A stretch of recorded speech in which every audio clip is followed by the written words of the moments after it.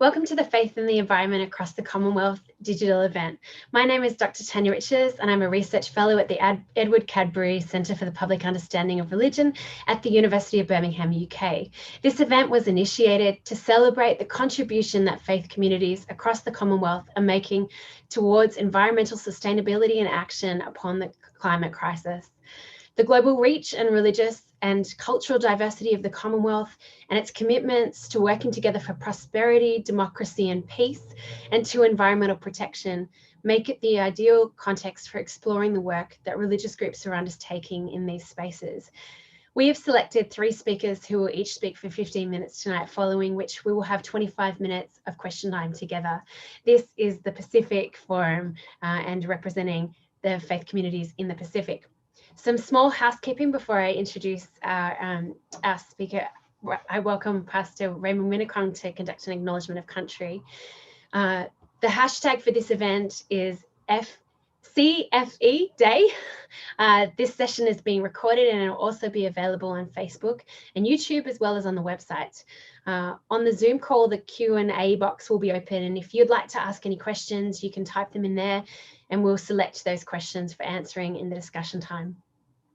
We will, after Uncle gives the acknowledgement of country, we will have 3 speakers and then we'll have 25 minutes of question time together. So I'd like to now introduce Pastor Raymond Winnicong. He is a descendant of the Kabi Kabi Nation and the Gurung Nation of Southeast Queensland.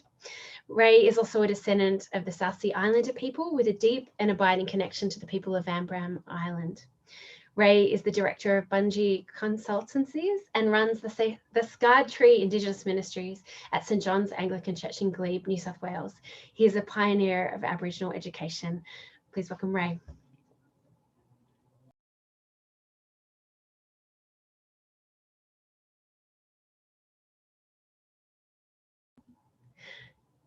Just a mute.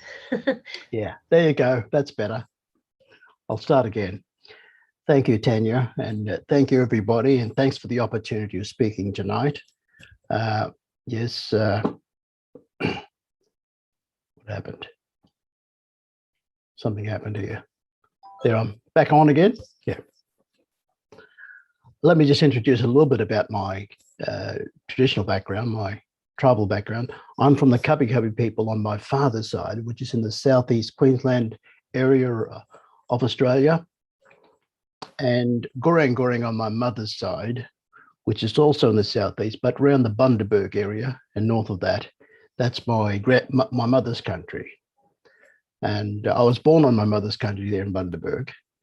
And so that's my Aboriginal heritage here in this country. But I also have, as Tanya mentioned, these connections to Embrun Island in Vanuatu. And my grandfather on my dad's side, he was forcibly removed from there, along with another 60,000 Pacific Islander people who were brought into this country back in the 18th century there to build the sugar industry and other industries here in this country, part of Australia's slave trade. And so I have that historical and cultural connections as well. And so it's a pleasure to be here. And to do it, this acknowledgement, I want to acknowledge everyone's country here tonight, and I'm going to do that in a very special way tonight. And wherever you are, I'm acknowledging your country as well through this particular acknowledgement. You know, Acts 17:24 suggests that he made from one man every nation of mankind to live on all the face of the earth. Having determined allotted periods and the boundaries of their dwelling place, that they should seek God and perhaps feel their way toward him and find him. Yet he is actually not far from each one of us. And so tonight I hold in my hand here a piece of the soil from whose lands I now live on. It's the Gadigal people of the Eora Nation here in Sydney. I want to acknowledge the wisdom, knowledge, and expertise of the Gadigal ancestors in their custodianship of these lands that I now call my home. I acknowledge and recognize their ancestors whose wisdom have cared for this land for millennia. And through this soil, I recognize and acknowledge the families and children of the Gadigal clan who lived and celebrated and communed on these lands. I also acknowledge and recognize all the blood that was shed on these lands, either in violence or in innocence. I want to acknowledge and recognize the elders who have come recently, who have toiled and died on these lands and left us a legacy that all people can enjoy the benefits of their labor on this soil today. I acknowledge the responsibilities I have in stewarding and caring for these lands. This responsibility now rests on my shoulders.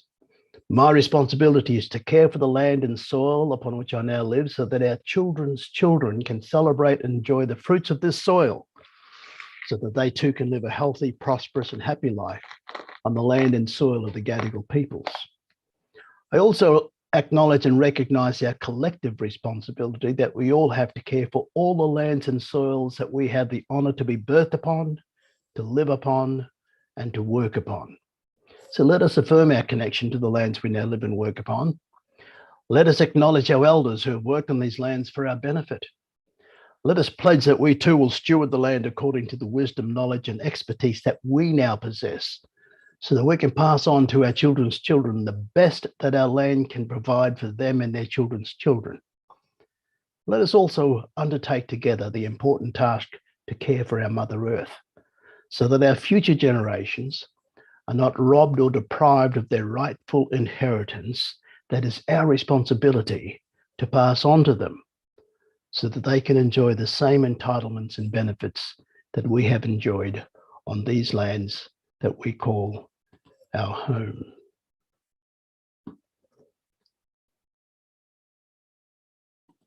Let me now take this moment to introduce Dr. Mick Pope, who is our first speaker tonight. He's the manager of the graduate program at the Australian Bureau of Meteorology. He has a PhD in meteorology from Monash University. Mick is also a published author with 3 books and several book chapters and papers on science, climate change, creation care, and theology. He has recently completed a master's in theology at Whitley College on the Hebrew Bible and Anthropocene ethics. Mick hosts a weekly podcast, which is called The Natural Philosopher. And this year's NAIDOC theme here, the National Aboriginal Islander theme that we have here every year here in Australia, is called Healing Country. And I know for our people and for myself, it takes us back into Genesis 1 and 2 so that we can understand what creation justice is and looks like for all of us. And so, Mick, we're looking forward to hearing from you tonight. And I now pass it over to you to share your knowledge and your expertise and your wonderful wisdom with us. Thank you, Mick. Thank you so much, Uncle Ray. Hello, everyone. As you've just heard, I'm Dr. Mick Pope. I'm from Naarm, or Melbourne, on Wurundjeri land, and I pay my respects to their elders past, present, and emerging. I acknowledge that their sovereignty has never been ceded. And I wanted to acknowledge and pay my respects to all Indigenous peoples on colonised lands and acknowledge their elders and their sovereignty. And yeah, big shout out to you, Uncle Ray. I've been asked this evening, as it is here in Naarm, to talk about how I integrate climate science and participate in faith communities and in theology. For many, this is a paradox, but I've been trying to do this now for over 2 decades, trying to bring these 2 communities together and knowledge. And I've got a presentation to share with you, so you're not just looking at me the entire time. So here we are. And I've got a script, so I'll keep to time. Okay, but now I've got a tab so I can advance. Always working out the tech. There we go. What am I? For many years now, I have attracted attention to myself, whether intentional or otherwise. To some, I am an oddity. And I don't simply mean because I'm a professing Christian with some very obvious character flaws. Notwithstanding the slow process of sanctification, it has been my dual interests that have placed me in the spotlight. And this has been both inside and outside of the church. How could you believe in both science and religion? My non-Christian friends ask me. Online connections have sometimes been even more blunt. Being a Christian will make you a bad scientist. And this, I think, is as much a testament to the weakness in Western Christianity at times, as much as the secular propaganda machine. It's simply not true. Just as an aside, a former head of the IPCC, Sir John Horton, was a practicing Christian. That's the late Sir John Horton. Now, there's the temptation that needs to be avoided to play the card of, well, I'm not that kind of Christian, and dealing with how can you relate science and religion, or climate change and Christianity, or that is not real Christianity. And instead, what I try to do is to communicate the kind of journey that I want to describe to you today. Now, on the other side of the coin, some Christians see me as an anathema. Of course, I don't always do myself favors. Let me share with you a little story. Several years ago, I wrote a piece for Red Letter Christians, a movement that describes its goal as to, quote, take Jesus seriously by endeavoring to live out his radical, countercultural teachings as set forth in Scripture, and especially embracing the lifestyle prescribed in the Sermon on the Mount. The essay I wrote for their website tied our physical embodiment, Christian moral concerns over sex, and our connection to the earth. Now, I gave it the title, A Theology of Farts and Orgasms. Such a thing disqualified me from being called a Christian. Closer to home, I have been accused by a family member of replacing the gospel with climate change. In my usual manner, my full response will eventually take the form of a book. Give that time. So, am I, as a want-to-be theologian and a scientist with meteorological training, a centaur, a mythical kind of hybrid of two incompatible body types, a paradox that should not exist but does, or am I a chameleon, changing my colors to suit my situation? Well, I'm neither. I'm both at the same time, both Christian and scientist. The truth is not anywhere as dramatic or exciting. However, I do hope to show in my mundane vocation I am doing something that is both logically consistent and maybe even practically useful and God honoring. So, how to make a hybrid? I won't bore you with the details of my upbringing and formative years, except by way of emphasizing what I encourage you to do for both yourself and your children. I am where I am now, despite, or perhaps because of the little formative or formal religious education I had as a child. I'm also here despite my formative years inside evangelicalism, a label which I have set aside in preference for that of Christian humanist, to emphasize my desire to learn from everyone and everywhere through the lens of the risen Christ. Firstly, I encourage you to explore the non-human world and let your children do the same.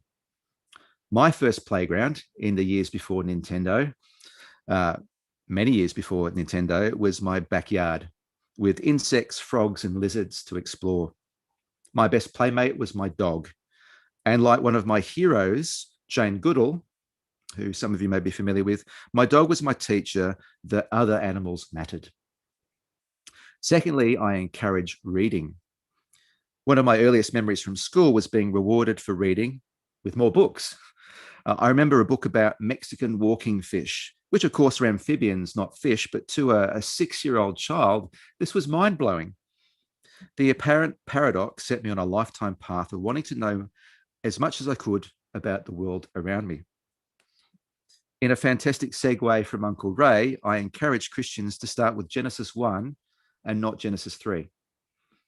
I once shared this story of my childhood curiosity with a clergyman who was mentoring me, potentially for full-time ordained Christian ministry.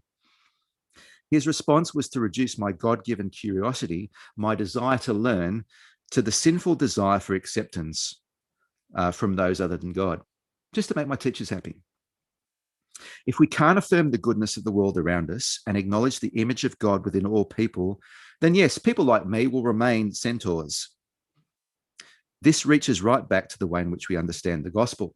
And I've got there a picture of a tract that was shared with me when I was 18, The Bridge to Life. And it may have helped me understand the Christian faith at the time of my conversion. However, its focus is terribly individualistic at the expense of the community of faith and carries with it an obvious heavenism, just ignores the bodily resurrection and the redemption of all things. and so provides not a very good basis for integrating faith and real-world issues like climate change and the environment. Fourthly, keep learning and read widely. The very fact that I'm regarded by some as an oddity belies the fact that our society and our churches think inside boxes. Yet life and the very real problems we face, such as climate change and COVID-19, won't be solved by one box alone.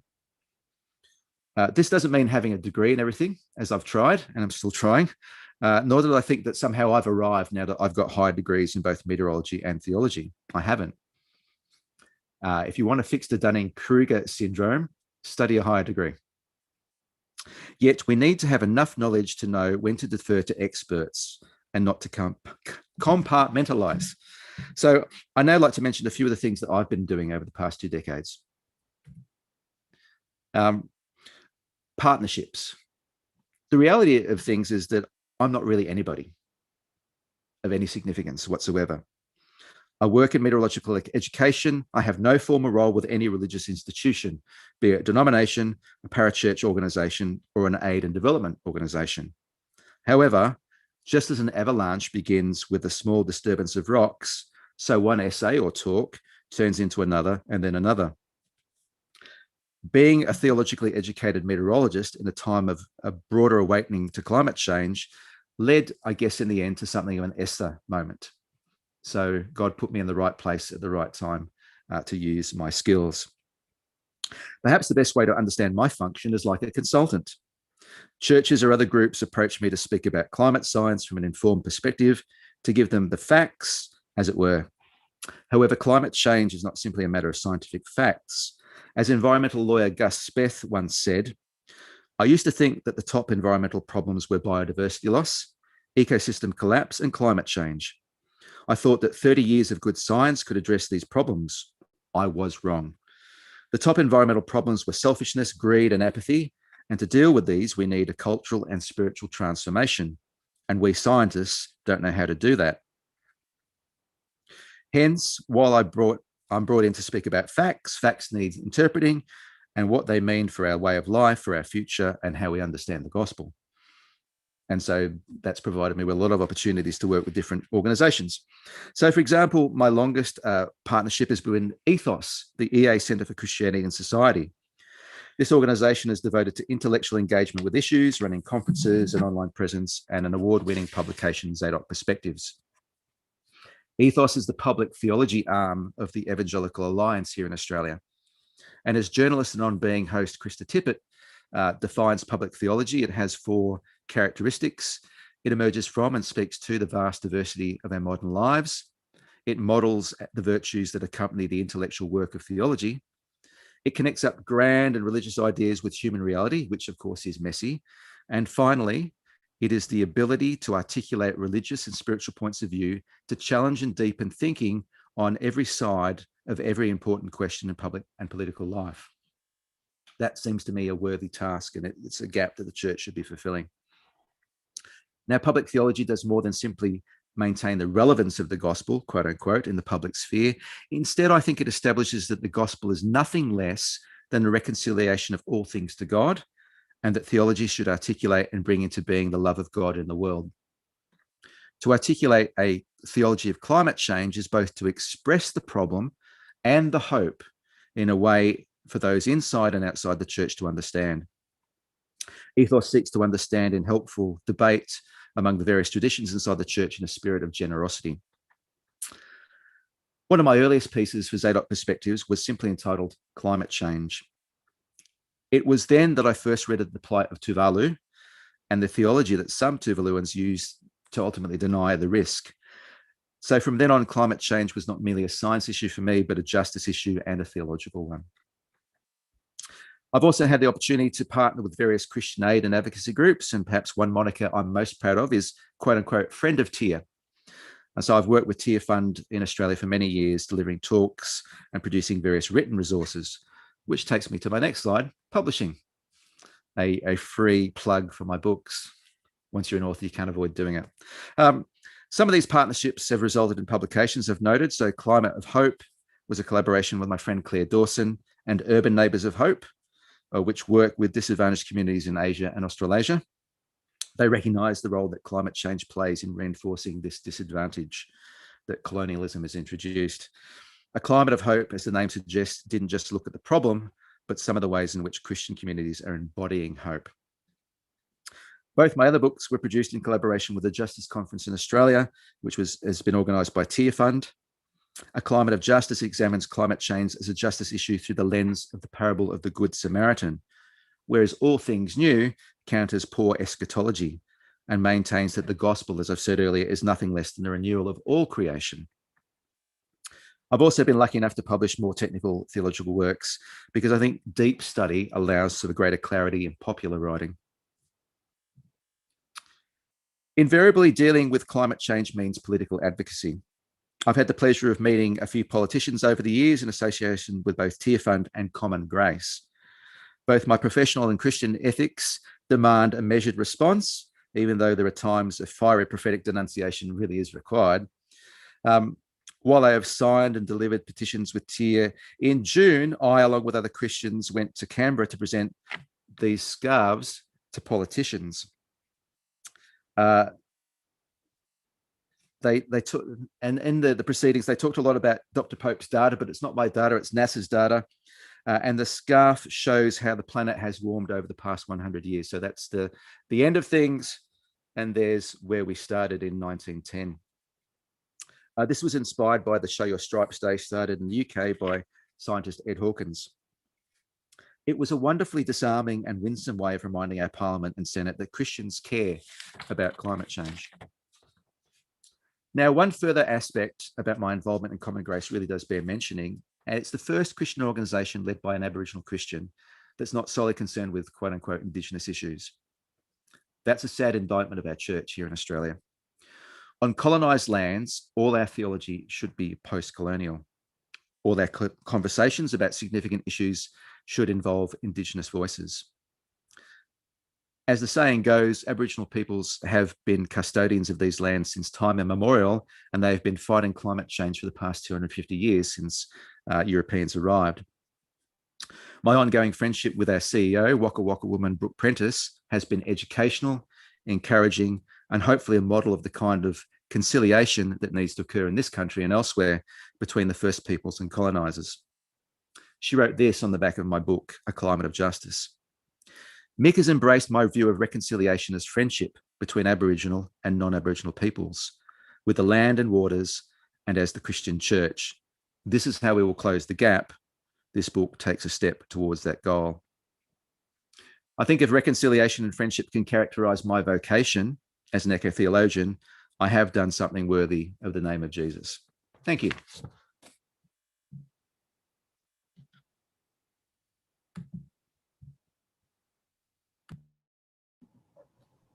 Thank you so much, Dr. Mick Pope, for your fantastic speech about your popular and scholarly work and also your political advocacy. Really, thank you for that. Next up is, our next speaker is Reverend James Bhagwan, who is the General Secretary of the Pacific Conference of Churches, 32 member churches and 10 national churches, councils of churches across 18 Pacific Island states and territories. This accounts for some 80% of the Pacific's human population. He is an ordained minister of the Methodist Church in Fiji and licensed to preach and celebrate the sacraments in the Anglican Diocese of Polynesia. James is from Fiji with roots in the province of Rewa and maternal links to the province of Makuata. He is a descendant of indentured labourers from India. He holds a Bachelor of Divinity with honours in Ecumenical Studies from the Pacific Theological College in Suva, Fiji, and a Master of Theology in Christian Social Ethics from the Methodist Theological University in Seoul, South Korea. He is a passionate advocate for ecological stewardship and climate justice, with particular focus on care for the ocean, gender justice, and self-determination issues. Married to Malin Pickering Bhagwan with 2 children and a keen stand-up paddler and longtime volunteer chaplain and crew member of the Fijian traditional voyaging canoe Uto Ni Yalo. Please welcome Reverend James Bhagwan.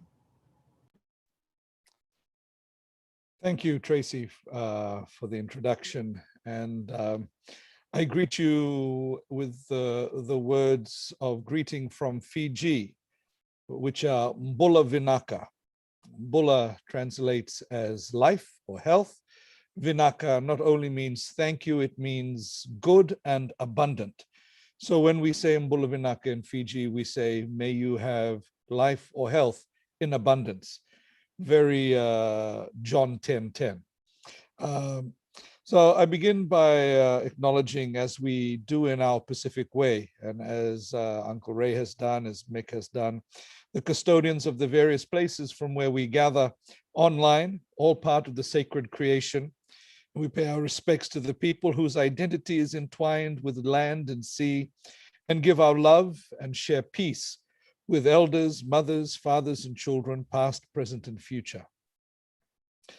A deep spirituality permeates the communities of our Pacific, our liquid continent, and is at the heart of the Pacific people's relationship with each other and the environment.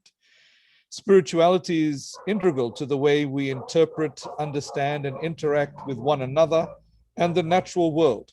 It shapes our indigenous knowledge into wisdom and guides us to act with gentleness and gratitude for the abundance that surrounds us.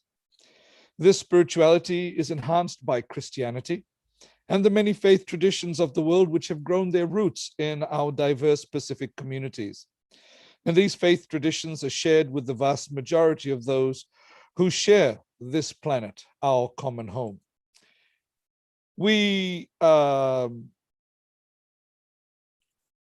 I guess we all know about climate change. We know what's happening. And tonight we are asking the question, really, what do we do? How do we engage? And how do we move beyond just talking about climate change and what is happening? I could spend hours in our Pacific Way to Talanoa and tell you the stories of Pacific people on the front line of climate change. I could tell you the story of people who have been forcibly moved as a result of climate change, the displacement, the alienation and relocation that takes place, the wonder and fear and anxiety caused of a future where islands will disappear. But instead, we gather in hope to talk about the future that we need to have in order for us to ensure not just the survival of people, but the flourishing, that life in abundance, that Mbula Vinaka, that all God's people have the right to as part of God's beautiful creation. So today, I want to have this conversation around what we call reweaving the ecological mat. Let's see. So if you can see this image, this is just some illustrations for us, but our indigenous spirituality and knowledge, the wisdom of our ancients who read the stars and traveled across our mighty ocean in their giant canoes millennia before European discovery and conquest, considered themselves part of the ecosystem, not above it. Our Pacific understanding of the Christian faith affirms living this ecological household by recognizing the sacred chords of oikos logos, oikos nomos, and oikumene, ecology, economics, and ecumenicity, which we believe is the key to protecting life in our common household, the oikos of the whole planet. We have had to decolonize our theology and contextualize it. As Mick says, and as Uncle Ray said, we go back to that beginning of Genesis, where we recognize that we are part of the creation and not above it. But the reality is this ecological crisis. But climate change is part of that ecological crisis, and Mick alluded to it, and I'm glad we're not going to spend time talking about what's wrong because we know what is wrong. Let's talk about what we need to do. But the reality is we must recognize that this is part of the commodification of life. We see the environmental destruction going on. We see unhealthy populations, non-communicable diseases, mental health issues across the world and in our Pacific, where we should be enjoying life in abundance. And at the core of the ecological crisis is this loss of vision. and understanding of the delicate interdependence of life that once guided and ensured that the survival of our Pacific Island generations for centuries. We recognize that the Western model of development based on the ideology of domination and extraction has severed that sacred thread that connected economics, ecology, and morality with devastating consequences. Mick referred to this, Uncle Ray referred to this, and this type of development denies that the ecosystem is a system whose elements interact with their surroundings, the ecological, the social, the intellectual, and the spiritual context as a unit. We are part of a whole household. And we of the Pacific on the front line of climate change bear testimony to the fact that what has been touted as sustainable development is in practice anything but.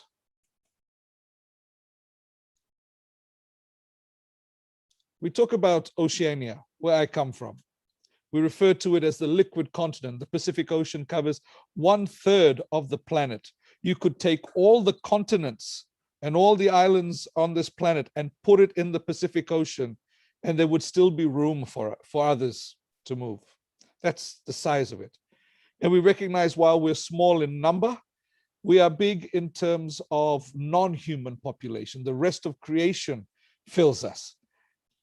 But not only are we seen as this liquid continent, in the context of this extractive development perspectives that we face, we are seen as the last frontier. Humankind has dug the earth. They have dug the sacred sites of our land for raw materials. And now they have turned to the ocean. And yet this blue planet survives because of the ocean. Our Pacific Ocean, this ocean is the blue lung of the planet. For each breath that we take, or when we breathe, one breath comes from the trees on the land, and the second breath comes from the phytoplankton creating oxygen in our oceans. So while the industries and the industrialists are looking at it as the last frontier, it is also our last hope.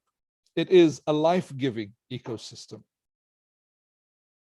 And so we from Oceania, we call the world to a new way, a new normal that honors the practice of our ancestors of living in harmony with and not exploiting nature, our sister and our brother creation.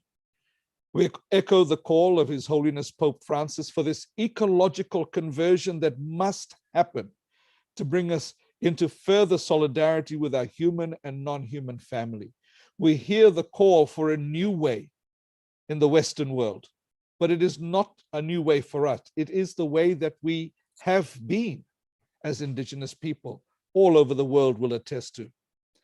In our household of God in the Pacific, this has been described as reweaving the ecological mat, to renew and strengthen the sacred cords of ecology, economics, and ecumenicity, which we believe is the key to protecting life in our common household. And resolving the climate crisis is dependent on the ethics and value systems that govern our relationships with the environment and also with each other. So this reweaving the process and reweaving the ecological mat, two things need to happen. We need to unweave the toxic strands, and we need to reweave and bring in the strands that are good and strengthen the strands that hold us together. And the areas, the 5 strands that we need to look in are, of course, politics, its systems, arrangements, distribution of power, development, the ethics and models in our region and across the world, the social and physical health and well-being of our communities, spirituality and theology, environmental health and well-being. And we use the mat as a metaphor because the mat is where we gather, where we sit together, where we create community. But the mat is also woven into the basket in which we carry our food, in which we present as gifts to others that we receive. And the mat, when put onto our canoes, becomes the sail, which is filled with the wind to take us on our voyages into hope. The REM, or Reweaving the Ecological Map project, was developed in collaboration with the Pacific Theological College, the Pacific Conference of Churches, where I represent, and the Oceania Center of the University of the South Pacific, with indigenous philosophers, with conservationists, with artists. And the main goal of REM is basically saying, to address our ecological crisis, we need to look at it through 4 worldviews as interpretive keys of their experiences of development. Firstly, our indigenous knowledge, our indigenous philosophy, our indigenous spirituality, our indigenous art. Because art, indigenous art, does not only communicate spirituality, it communicates knowledge and information as well. Then we need to bring in our biblical and theological knowledge, our local knowledge of the context, and our Christian spirituality texts. This ecological framework for development may seem as an alternative paradigm because it is alternative to the dominant capitalist market system, which is profit-centered and focuses on individual ownership. And the ecological framework that we are trying to talk about talks about ecological well-being. It places the environment, creation at the center, not human greed, not profit. But as I ask, is it really an alternative paradigm when it's been the way that our ancestors did things? This is the original normal. In the context of COVID-19 and all the changes we are seeing, we talk about a new normal. This is the original normal. And it takes and adds the real value of the environment, sustaining life, adding to our well-being. And it is based on the idea that the Pacific region needs to build its own house of development ideals and indicators. And while these may be different from what the Western world considers to be the ideals and indicators of development, it could be the alternative that the world is calling for now, because there is a need to change the way we are doing things if this planet is to survive the climate crisis. I'm happy to share with you the book on Reweaving the Ecological Map, the framework that has been produced, and I will share the link in the chat a little later on. But basically, it looks at it from this interconnection, recognizing the relationship from an indigenous perspective, from a spiritual perspective, from a contextual Christian perspective, and recognizing that creation is part of our connection and relationship with God. And so we need to recognize that, and we need to safeguard and protect it. And so the grounding of spirituality in our region is very important. A secular approach has probably been one of the biggest problems that we have, because it takes away the sacredness of creation, the sacredness of life, where everything can be commodified. And so this is something for us as Pacific Islanders to recognize, that for us as people of the Vanua, the land, people of the Solwara, the ocean, nature is part of who we are. We never speak about owning land. We talk about being part of the land, part of the sea. We belong to it, not the other way around. And I'm sure this is the same for indigenous communities all over the world. What we call to take place in this process of changing the story of development can be described in 5 movements, where we look at what is happening in real time, when we remember a time before, when we remember a time way back, and then we talk about what needs to be changed, and we envisage an alternative possible future. The first movement is the now, when we talk about what is happening today.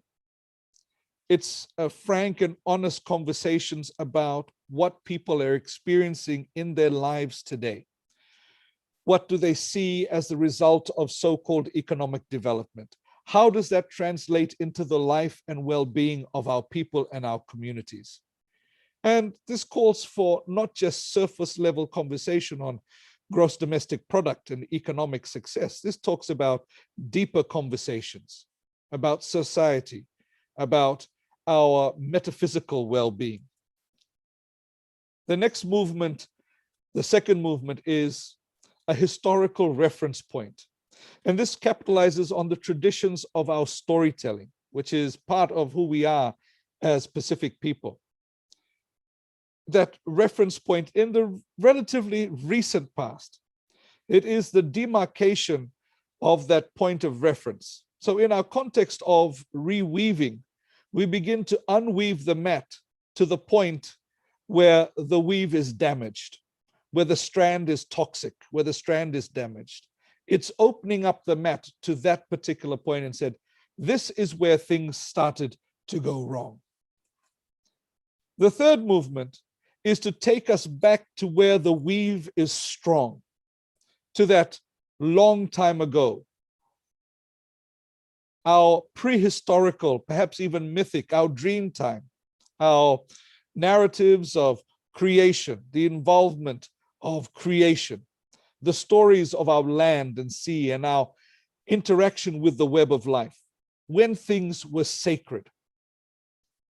And it takes us to that time when we live truly in harmony with creation. The fourth movement is focused on God and God's relationality with the whole of creation, on the good news of the reign declared and demonstrated through Jesus of Nazareth.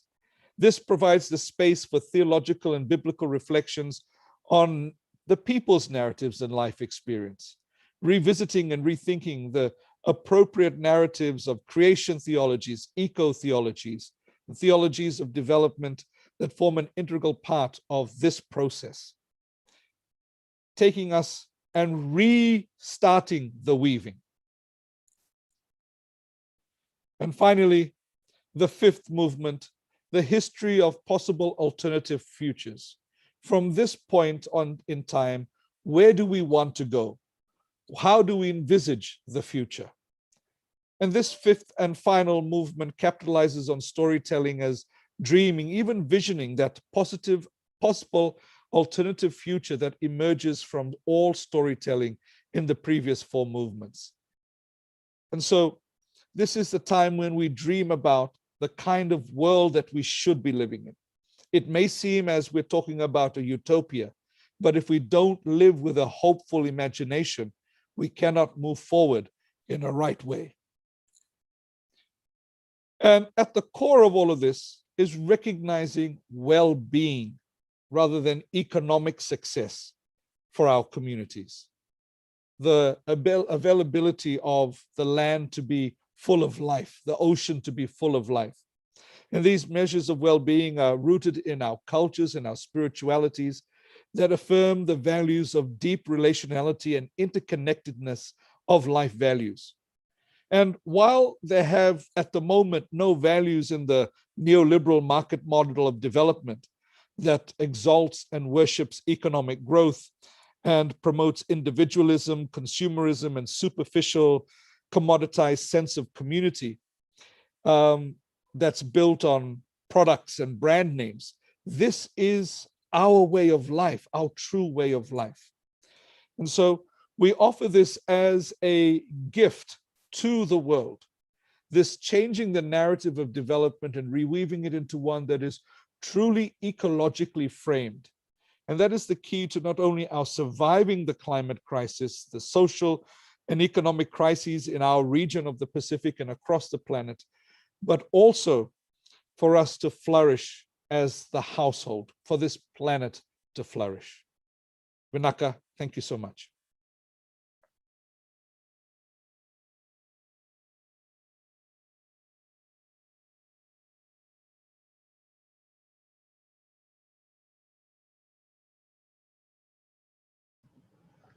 Fantastic. Thank you so much, Reverend James Bhagwan.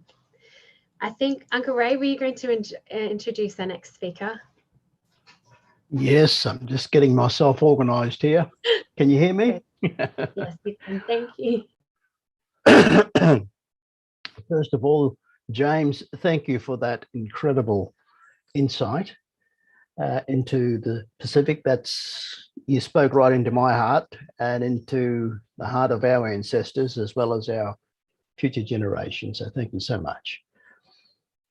And now I'm going to introduce this beautiful lady, Jessica Morthorpe. She's a Christian environmentalist with a passion for endangered species, eco-theology, and helping the Australian Church to care for creation. She is the founder and director of the Five Leaf Eco Awards, an ecumenical environmental change program for churches and religious organisations, which was established in 2008. Jessica, we look forward to hearing from you tonight, and thank you for being a part of our panel. And we look forward to what you have to say. Thank you. Over to you, Jessica.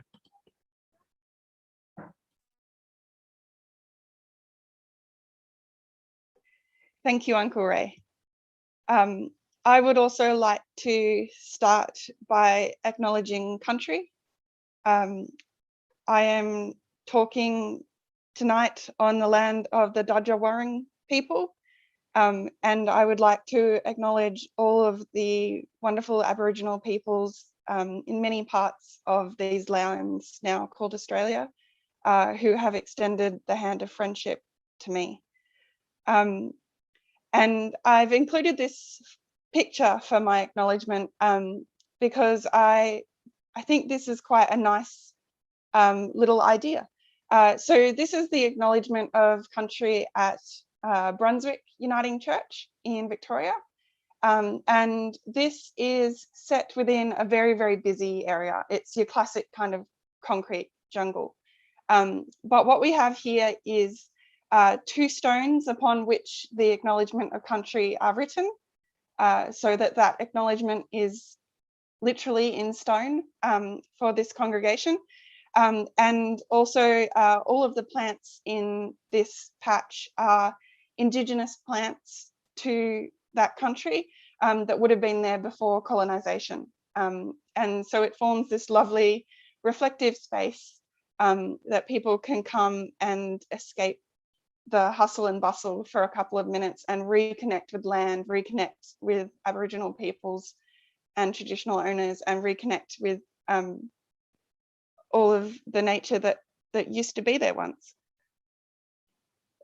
So tonight I'm talking about Australian churches taking action for creation. And what I'm hoping to show, and what I'm sure you're going to see all throughout the event today, is that the Holy Spirit, or however you understand that, has really been acting around the world to inspire groups of faith into action over the last few decades. So not only have we had the theological and thinking work that we've been talking about going on, but many congregations and faith communities have been working really hard on a more practical level to take action for God's creation. And so that's what some of the photos that I want to share with you tonight. And I think the photos, you know, speak 1,000 words and are great. So there's quite a few of them. So buckle in and let's have a look at some of the awesome things that churches have been doing. So firstly, we have lots of congregations who have been doing environment-themed worship. And they're doing this in lots of creative ways. It might be about bringing the environment into the worship space. It might be about having worship outside. It might be about using special liturgies like the blessing of the animals, different ways of connecting faith and liturgy with the environment. There are also churches who are actually bringing the environment into liturgical festivals and celebrations of the church. So for example, at St. John's Anglican Cathedral in Brisbane, they actually held a carbon fast during Lent. So the thing that was given up as part of that religious celebration was actually carbon and the carbon footprint that they were making on the planet, which is a wonderful idea I'd like to see more of. Also, churches are developing liturgies around environmental areas. So for example, Brunswick Uniting Church's Blessing of the Bikes. So obviously biking is wonderful for the environment, wonderful for your health. And by holding this liturgy, it helps people to feel supported in that and to feel a bit safer out on the roads. We've got lots of churches working to save water.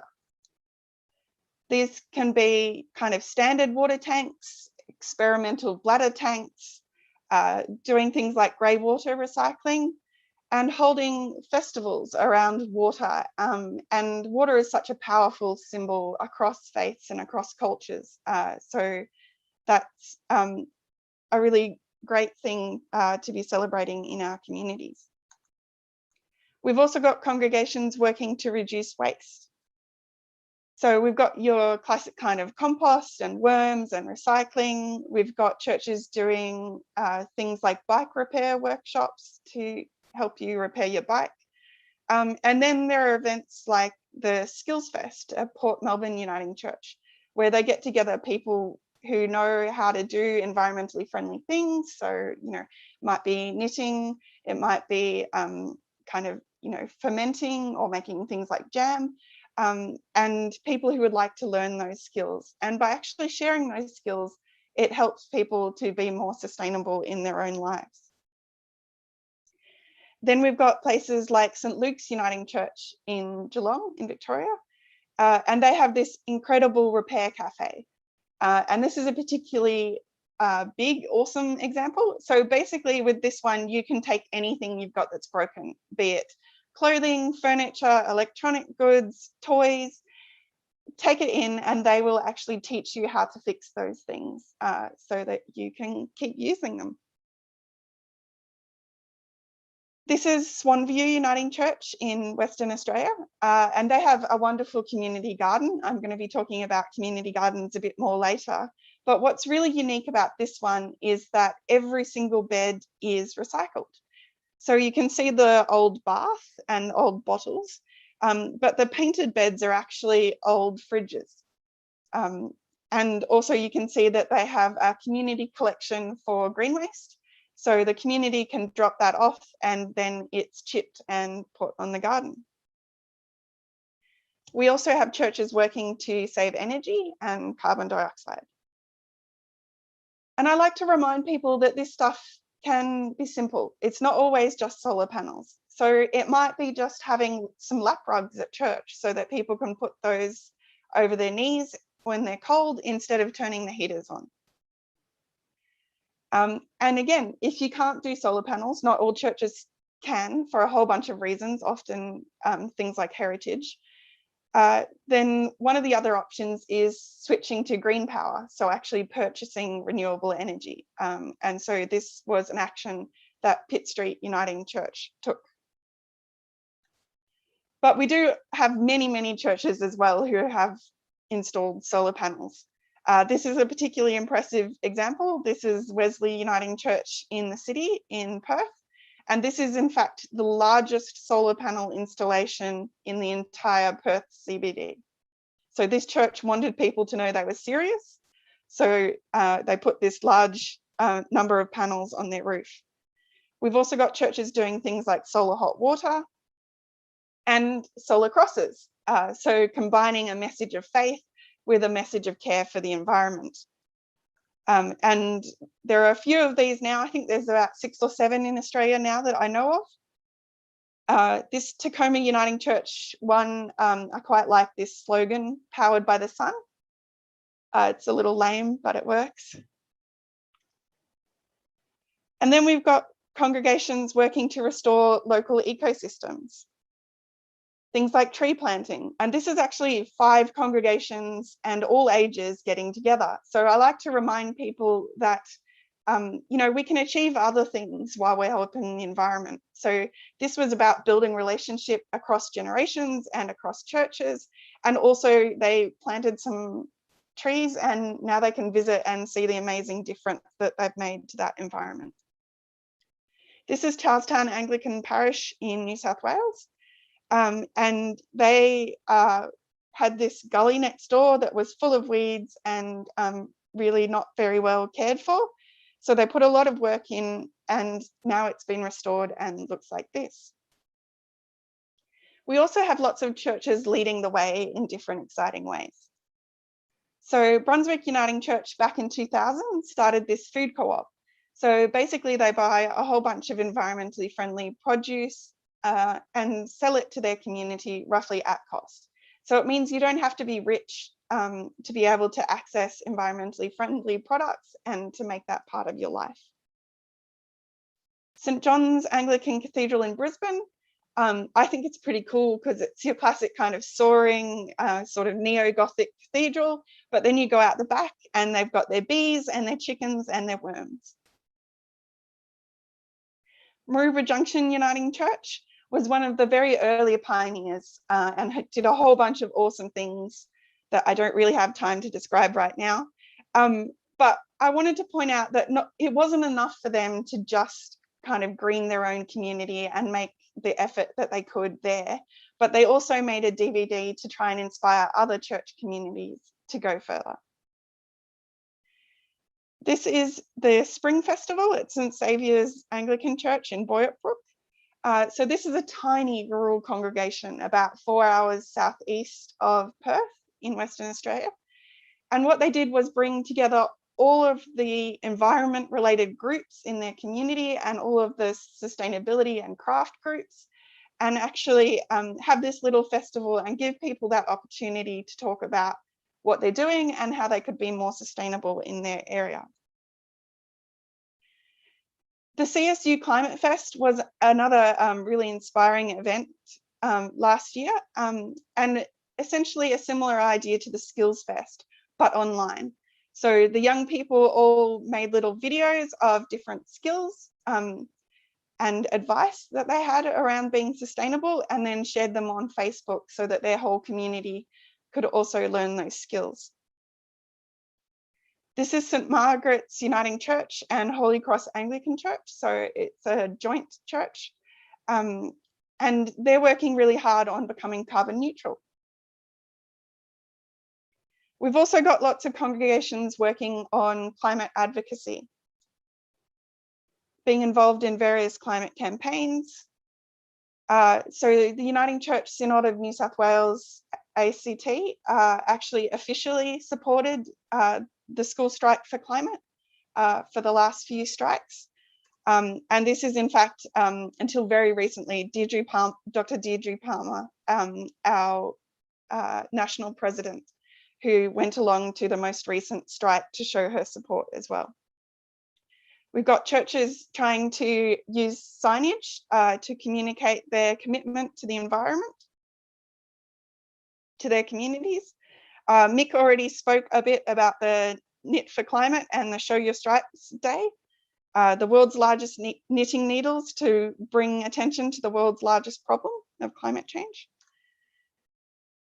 And another project that I've been involved with has been starting up some climate pastoral care training through 2 conferences so far. And basically the idea of this is to help our ministers and church leaders to actually know what to do when somebody approaches them with climate mental health issues like climate anxiety. So some of the climate impacts that we're seeing in Australia, for example, the huge Black Summer bushfires, are really bringing home to people the reality of climate change, and they're really concerned about their future. And being able to help people with this isn't quite the same as how we might help people with other forms of anxiety. So we actually need special training for our leaders in how to help people with this. And so we've brought together these conferences with leading psychologists and church leaders to learn from each other and talk about how to do this. We also have lots and lots of churches involved in community gardening and food all over the country. And they're all different and they all kind of reflect the communities that they're part of. But what unites them is the way that they bring people together and the way that they help people to find hope and the way that they reduce isolation. In fact, one minister in one of the gardens told me that they believe that that garden has saved at least 5 lives just by helping people to feel connected. And this kind of connection can be done in creative ways as well. So this artwork had over 1,000 people paint a tile to go within their native garden. The Green Room at Collins Street Baptist is another amazing initiative to bring together refugees and the isolated and disadvantaged in the community and connect people around plants. Neutral Bay Uniting Church is another great one. I like to point it out just because they've got a labyrinth and a fragrance garden. So they bring in all of the different senses and then they share their produce with their local community. So together, all of these churches are helping to green the church. And if you'd like to hear more or find out more stories, then please visit my website, fiveleafecoawards.org.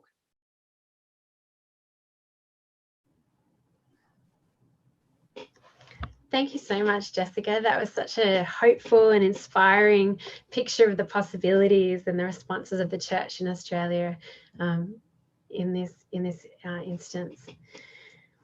Now we're going to invite our panelists, so Dr. Mick Pope, Reverend James Bagwan, Jessica Moorthorpe, as well as Pastor Ray Minnicon, to answer some of the questions that we received in the chat, in the Q&A section, as well as I think some other questions. And Dr. Andrew Davies, who's the director of the Edward Cadbury Centre, I think is going to pass us some of those questions. Hi, everyone. Thanks so much. So, yes, some really good questions, I think, and thank you for some really excellent presentations. So, for starters, let's take this one. How important is post-colonial discourse in combating climate change? The question specifically said in the Pacific, but I think that's applicable more broadly across the region as well. So how important is post-colonial discourse, would you say?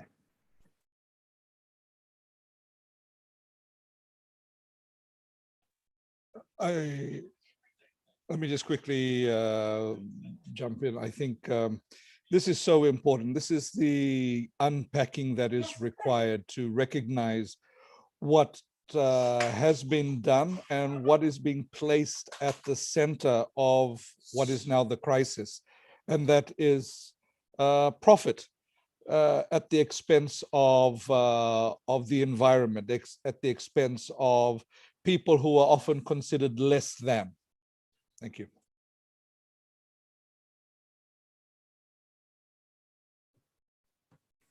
Thanks so much. Anybody else? Uncle Ray, do you want to pick up on that one as well? I don't think the church here in Australia has even contemplated post-colonialism. I think it's still in a colonial mindset. And it's not only the church, but also our government is still in a very much a colonial mindset. And you bring this up with either government or church, and they look at you as if this is some kind of thing from outer space. So we've got a huge, big challenge here just in terms of trying to educate the church, let alone the government, to actually look at itself and reassess its own theological epistemologies, as well as the ways in which it's, I don't even know how to shake it anymore. I think we're beyond, we haven't entered into a post-colonial theology anyways, in my opinion, but that's just me. Talking from an Indigenous perspective, I think we're only 55 years down the track in terms of the 1967 referendum and the things that happened after that. So it's got a long way to go in terms of recognizing its place, not only in this country, but in this whole region. And the closest we ever got to that kind of conversation nationally but not within the church, would have been under the Keating government when he tried to explore the idea that Australia lives in the Asia Pacific region. But I think Australia still is still held on to its umbilical cord with the Crown in England, and we haven't been able to cut that. And because of that, you see these incredible challenges that have been flowed out of that colonial context and the colonial consciousness into the whole of this Asia Pacific region, and particularly in our Pacific region there, with the ways in which our Prime Minister will hold a bunch of coal in his hand and say, this is the future for Australia. I mean, that summarises for me where Australia is at. And I can't see any change in that attitude or in that mindset or in that behaviour. I did just think that it was worth noting that although we couldn't have an endless amount of people presenting in this seminar, that obviously one of the really important conversations is the New Zealand conversation, and our Maori brothers and sisters in the Pacific have been incredibly important in furthering that the post-colonial conversation. I think perhaps, if we were to do that again, this event again, we would love to have some representation from New Zealand.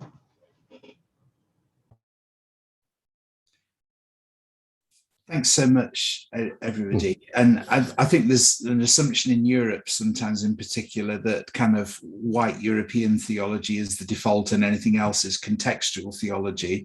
But all theology is contextual, and actually appreciating our engagement with the world that we work out of is fundamentally important for all of us, which feeds into another question I'd like to pick up, if that's okay, from Carrie Philpott. And she's asked, does anyone know what's happening in terms of training ministers in Australia around eco-theology? Churches need to hear about climate change and the need for ecological conversion from the pulpit. In many places, it's just not talked about. It's seen as too political, and that certainly has resonance in my experience as well. Anybody would like to pick that one up, please? Yeah, I was part of the discussion we had in Ethos a little while ago about looking at the curricula at some theological institutions. We were looking mostly at the University of Divinity here in Melbourne, and there's I mean, look, I'm no expert in theological education, but there are numerous problems the way in which clergy are trained, and at least in part for the vast, the number of different subjects that need to be covered, from pastoral theology, which is probably not done so well, to the Old and New Testaments and the languages and so on. And what often struggle that you encounter is that if you offer a particular subject, I'm actually teaching one at Whitley shortly on creation, that you don't get the students, and so the course doesn't run. And the problem really is that the principles need to be integrated right throughout the entire of a theological degree. So, I can't now, having read just a tiny bit about Aboriginal ceremony and reading Genesis 1, to see Sabbath as anything other than ceremony. So you need to do the post-colonial thinking, you need to do the ecological thinking in the mainstream course, and not teach it as an attachment. The other thing I get a sense of from over the years is that it's a chicken and egg problem, because people come in with fairly fixed, strong opinions on things. They're not really at theological college necessarily to learn, but to reaffirm what they already know. Ask any a woman who teaches theology. When the complementarians come in, they're not going to be changing their minds from that. So I think I definitely think there was a question that was further up the chain there we're not going to get to, is that people do need to hear about climate change and environmental issues from the pulpit, because why do facts need interpreting was the question. It's, well, why do facts need presenting properly as the real facts and not the fake news kind of thing? It's because people go to their trusted sources of authority. And if we could trust our churches to speak about post-colonialism and about the issues with capitalism and about environmental impacts and so on, then more people would clearly start to see the problems as they exist. Hopefully. Or should I say prayerfully?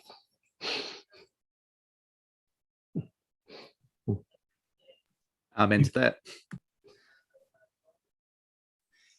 We are almost out of time, but let me kind of ask this other question from the Q&A in a slightly broader way. So somebody's asked about technological development versus the return to a more indigenous outlook, and it seems to me that connects to a few different things that you've spoken about. So is the way forward to kind of return to that more indigenous outlook, or is the way forward in this kind of techno utopia, or do we need some kind of models that cover both of those? Any insights on that from any of you at all?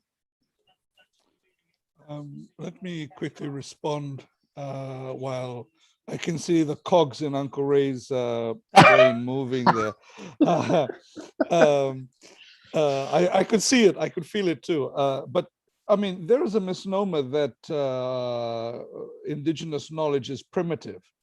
That's why I use the image of the canoes. You know, I'm talking about double-hulled canoes moving thousands of kilometers, sailing thousands of kilometers at rapid speed before the great ships of the Western world were discovering anything. And we were navigating not with compass, but by celestial navigation. And so recognizing that, and recognizing that those indigenous technologies evolved. And so if we look at it as technology, that we can bring in both. I don't see it's an either or, but what is at the heart of all of this is the sacredness of creation. It doesn't mean we don't make use of what resources we have and what we are given. It's just that we do it in a way that is grateful, and we practice a sense of gratitude. When we harvest a tree, we say thank you for that tree, and we plant another 1 or 2 trees for the next generation. That's what we're talking about. Well, you know, I think there is a misnomer that when we say use indigenous knowledge and wisdom, it's about being primitive. Well, we were a lot more advanced when another generation, another part of the world was being primitive.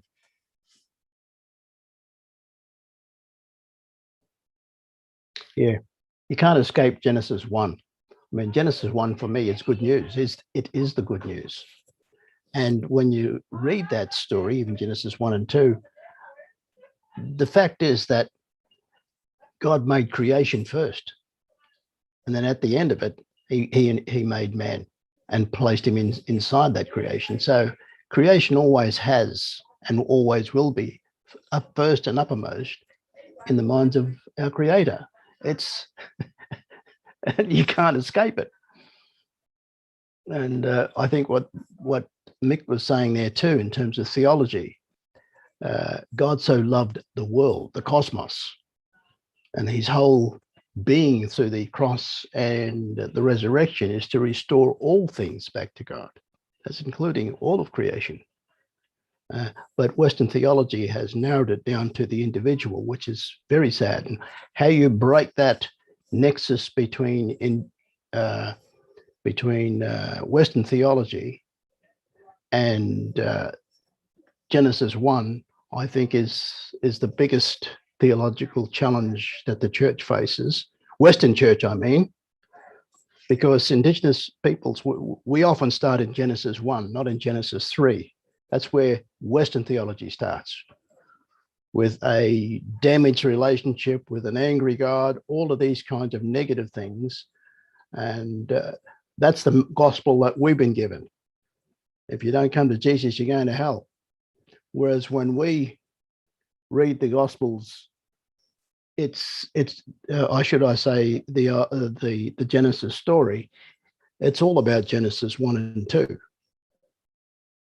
And if you don't have that kind of understanding of what God created and where he has placed man in terms of his custodianship, how can you then talk about the good news of Jesus adequately enough?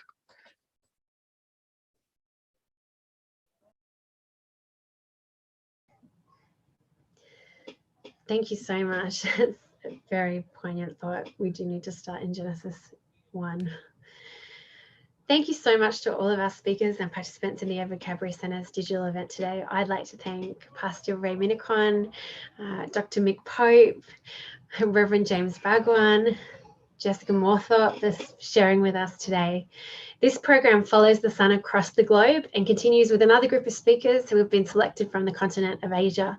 We hope that you enjoyed your time with us tonight or in the morning if you're in the UK. God bless and thank you. Thanks, everyone. Good night. Blessings. Good night. Thank you.